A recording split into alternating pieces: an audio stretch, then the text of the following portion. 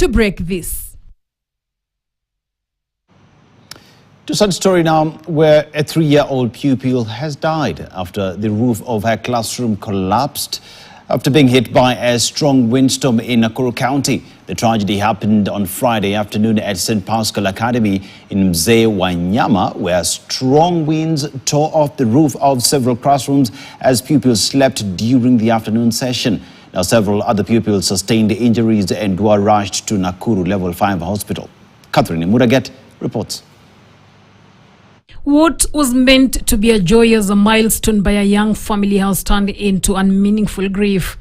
On Friday afternoon, 3-year-old Brianna Magi lost her life after the roof of her classroom at St. Pascal Academy in Mzee, Nakuru County collapsed during a strong windstorm.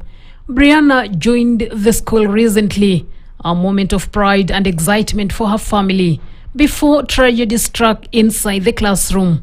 Nilipata news, nilipigiwa simu, nikaambiwa kuna kitu imefanyika shule na nikashtuka sana.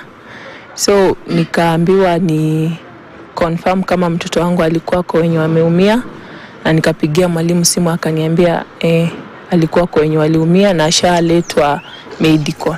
So mimi nikakimbia kukuja huku medical na ndio nikapata news ya kwamba mtoto hayuko. Nimesikitishwa sana na hiyo, niko na huzuni sana. Yeah. Ndio mtoto nimeingiza shule na ndo amefariki hivyo. So inaniuma hata mimi. Brianna was among 16 children injured when the whirlwind ripped through the school compound, lifting roofs, stones, and debris into the air. Her teacher says she tried to shield pupils closest to her, but when the wind subsided, 3 children had suffered serious injuries. Nililala na nikasanya watoto wenye niliweza na nikawafunika, nikasema kama ni kugonga acha mimi nigongo angalau hata kama nitaokoa hata kama ni mmoja. Kwa hivyo ndio niliwasanya tukalala.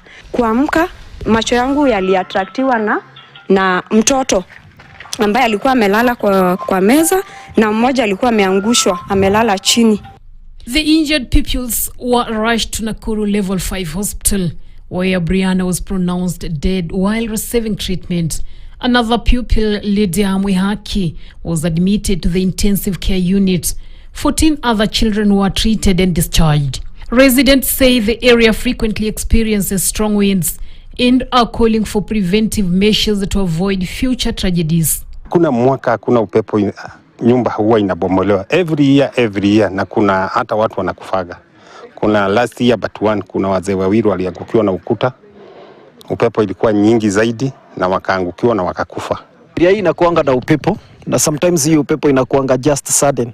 Na nile upepo ya kuzunguka hivi. Unajua kama kungekuwa hapa miti ingekuja na nguvu namna hiyo.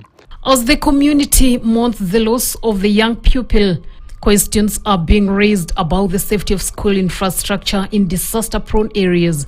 Brianna Magi had joined the school just 2 weeks ago. Investigations into the incident are ongoing. Catherine Imuraget, KTN. The family of Brianna, poleni sana, and to those who are recovering.